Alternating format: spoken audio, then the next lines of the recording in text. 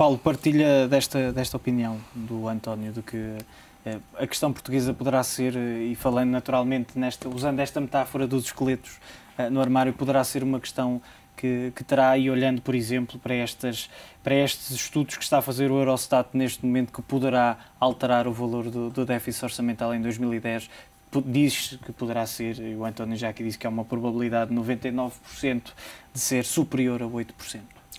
Sim, as questões indicadas para existir essa revisão parecem fáceis de compreender. Basicamente, existirão dotações de capital que não são realmente dotações de capital e sim apoios operacionais às empresas do setor empresarial do Estado, porque uma dotação de capital, o Estado fica com o capital e por isso não considera déficit, não considera um gasto. Mas na realidade, se está sempre a fazer dotações de capital para manter a coisa viável, estas dotações de capital não são realmente um investimento, são sim um subsídio à operação dessas entidades. Essa é uma das questões que leva a que o déficit possa ser superior, a outra é o BPN. Também concordo com aquela questão de que temos que definir que Estado é que Portugal necessita. Penso que não acaba, porém, aí em definir só as funções do Estado. Penso também que tem que existir medidas para dinamizar o crescimento do país. Medidas que, por vezes, nós vemos estas manifestações da geração à rasca e as pessoas dizem que querem emprego, mas se perguntar às pessoas devemos favorecer quem cria emprego, as pessoas dizem que não. Devemos ter uma taxa de IRC mais baixa, as pessoas acham que não. Ou seja, as pessoas, por um lado, querem mais emprego, por outro lado, não querem aquilo, existe uma resistência muito grande em Portugal, não querem aquilo que leva alguém a criar emprego, que é o lucro. A única razão para criar emprego é o lucro. Existe uma correlação fortíssima entre lucro e criação de emprego e salários. Se perguntar às pessoas em geral, em Portugal, se são a favor do lucro, se são a favor de medidas que estimulem o lucro, as pessoas são contra. Ou seja, há aqui uma coisa interessante na nossa sociedade. Como é que fica já entraste neste assunto, como é que fica a imagem de Portugal, a credibilidade, a confiança, se depois deste tempo todo agora o Eurostat fizer a correção que tu dizes que é certa e disser, afinal o Governo disse que tinha cumprido o primeiro ano de controle do déficit e ficou nos 7%, aliás tem sido uma das bandeiras nos últimos meses do próprio José Sócrates em relação aos 4,6% deste ano, dizendo que até pode ser inferior, e agora vem-se a saber que afinal será superior a 8%. A credibilidade fica de rastros, não sei se fica algum resquício de alguma credibilidade. Aliás, quando foi conhecida a operação da PT, os próprios mercados aí, nomeadamente a transferência do Fundo de Pensões da PT para compor as contas públicas, os mercados aí perceberam logo e anteciparam logo que havia problemas de execução orçamental. Esse foi o ponto, e os mercados sabem disso, não gostam nada de... E aconteceu também já no passado, quando foi com a doutora Manuel Ferreira Leite, com as operações do Citigroup, da securização de créditos fiscais. Portanto, os mercados não gostam destas medidas extraordinárias. Portanto, e perante um pedido de ajuda e um falhanço da execução orçamental, quer dizer, pouco resta. Não há solução em mudar as caras. Peço desculpa? Se não há solução alternativa, aliás, não há solução alternativa, passará por mudar as caras, que é como quem diz mudar de governo. Tem que se mudar as caras, eventualmente, não sei, vamos ver o que é que vai acontecer hoje, tudo pode acontecer, tudo indica que vamos para eleições, não sei quem é que vai ganhar as eleições, também não consigo prever, as coisas também não tão fáceis. Contudo, é necessário começar a trabalhar a fundo e começar a pensar em reformas fundamentais. E quando estou a falar de reformas fundamentais, não estou a falar só apenas ao nível do Estado, ao nível da energia, por exemplo, ao nível e quando falo de energia estou a falar ao nível do preço da eletricidade, mas também ao nível dos combustíveis, ao nível de uma maior concorrência, ao nível do mercado de arrendamento. Foi sempre um dos problemas e já foi detectado há muito tempo a questão do mercado de arrendamento, não termos um mercado de arrendamento como já tivemos no passado, que inibe, por exemplo, a mobilidade social das pessoas. Hoje em dia, uma pessoa que tem uma oportunidade de trabalho, por exemplo, no Porto e que mora em Lisboa, está presa com um crédito à habitação e isto não pode acontecer. E recordo que aí o Governo também falhou redondamente, porque em 2008 foi anunciada uma reforma do mercado de arrendamento e que iria alterar o paradigma até então deste mercado. já estamos com novas medidas que eu também duvido que possam mexer em qualquer coisa. E depois, mais uma vez, insisto nesta questão de começar a pensar que Estado é que nós queremos. E o caso do arrendamento é um caso emblemático, porque nunca se mexeu muito no arrendamento porque houve uma preocupação social com esta questão. E vamos lá ver, quer dizer, as questões sociais é o Estado que as tem que resolver, não são os privados. Sim. E esta confusão, os privados têm que contribuir com os seus impostos, com a sua responsabilidade social, para a resolução das questões sociais. Mas cabe ao Estado separar as águas. Se o Estado tem questões sociais a resolver na questão do mercado de arrendamento, e estou-me a cingir, por exemplo, quando há pessoas com baixos rendimentos que estão em casas que, por isso, têm que ter baixas rendas, o Estado tem que arranjar uma solução para isto. Não é através dos privados e através do congelamento do mercado de arrendamento que vai conseguir encontrar uma solução, porque nem resolve o problema social, nem resolve o problema da competitividade da economia portuguesa. E é nesta reflexão, eu bem sei que não há muito tempo para refletirmos, porque estamos numa situação de emergência, mas tem que haver aqui alguma ponderação e tem que se começar a pensar nestas coisas.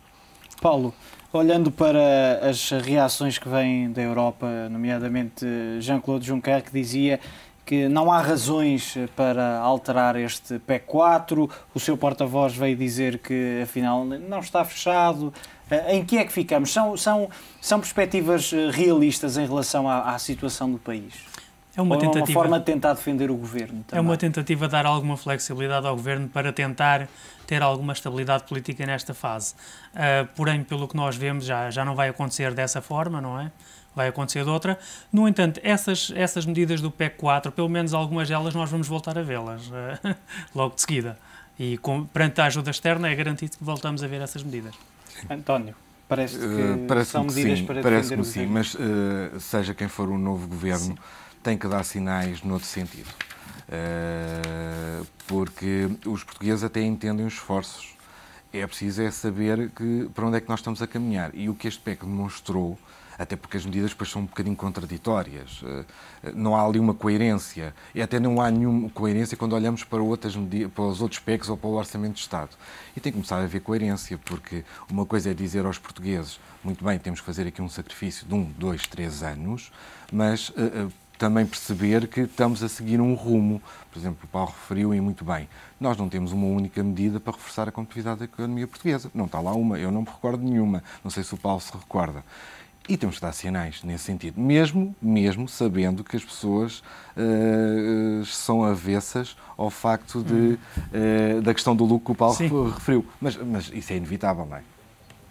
Não há, portanto, solução. Vamos ver outras notícias, já voltamos para mais uma pequena análise. Os analistas consideram que a saída discreta do Banco Central Europeu do mercado de compra de dívida significa que Portugal é o senhor que segue na lista de espera para ajuda externa, de acordo com uma consulta da Bloomberg, ao deixar de comprar dívida nacional, numa altura em que os juros continuam a bater máximos. O BCE já descontou o pedido de ajuda e deixou o problema para Bruxelas, até porque agora o banco liderado por Trichet tinha comprado dívida portuguesa sempre que as pressões aumentavam. Esta manhã, os juros das obrigações do Tesouro a 5 anos atingiram um novo máximo ao chegarem aos 8,1%.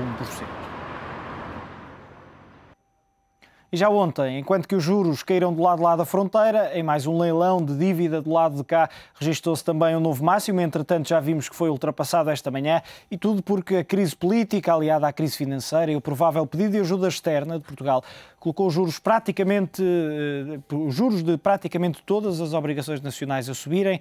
As maturidades a médio prazo foram as mais pressionadas, com as de 5 anos a baterem um novo recorde. Chegaram aos 8,023, esta manhã chegarem aos 8,1%, o valor mais alto desde que o euro nasceu. Numa altura em que se aguarda pelo Conselho Europeu deste fim de semana, os credores internacionais tentam perceber se Portugal vai entrar em incumprimento e de que forma funcionará o acesso ao Fundo Europeu de Estabilização Financeira. Só este ano o país tem de pagar 18 mil milhões de euros em dívida. Em abril vencem 4.400 milhões. António, é muito dinheiro para pagar, muitas dívidas para cobrir, se estivéssemos a falar de uma espécie de empréstimos das famílias, e já aqui vimos que não pode falhar. Olhando para esta notícia que tem, é uma análise feita por economistas para a Bloomberg e que acaba por ser caricata, porque dizem que o facto do BCE nos últimos dias ou nas últimas semanas ter passado um pouco para segundo plano e ter deixado de comprar dívida portuguesa seria já um presságio de que o país iria mesmo precisar de ajuda externa, parece? Sim, mas vamos lá ver. O BCE e as declarações do seu presidente, Jean-Claude Trichet, foi sempre no sentido de Bruxelas, de empurrar esta questão para Bruxelas e que Bruxelas resolvesse o problema. O problema foi sempre de uma forma muito contrariada que houve operações de compra no mercado secundário de dívida portuguesa por parte do BCE. Acabou por levantar até várias divergências no seio da zona euro, da própria União. A gente agora pode discutir, do ponto de vista económico, se faz sentido ou não o BCE comprar dívida. Por acaso, no meu entender, acho que sim. É a prática que faz, por exemplo, uma das missões de um Banco Central é senhoriagem. A gente agora pode ver se é o modelo americano melhor ou se é um outro modelo melhor. Se é emitindo dívida ou se é recomprando dívida. Quer dizer, agora, o BCE, eu também percebo o Jean-Claude Trichet, o seu presidente, que ele tem uma missão, a missão está bem definida e dentro da sua missão esta não é aquela que ele mais gosta. Contudo, ficou patente que nunca foi do interesse do BCE, que também tem como vice-presidente Vítor Constâncio, a recordar isso, está no mercado a comprar e pressionou Bruxelas para que seja Bruxelas a resolver este problema da dívida de alguns países. E sublinho aqui a questão de alguns países da União Europeia. Paulo, parece-lhe que o BCE faça a mesma pergunta que fiz ao António, pressentia e por isso tentou arrumar-se um pouco, assim, não havendo alternativa.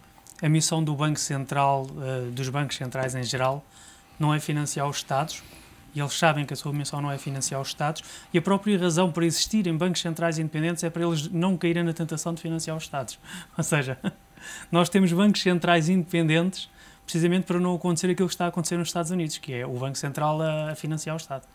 Muito obrigado a ambos por esta análise exaustiva ao tema do dia, que naturalmente é Portugal. E ficou aqui a análise de Paulo Santos, analista da XTV, também de António Albuquerque, editor executivo do Diário Económico.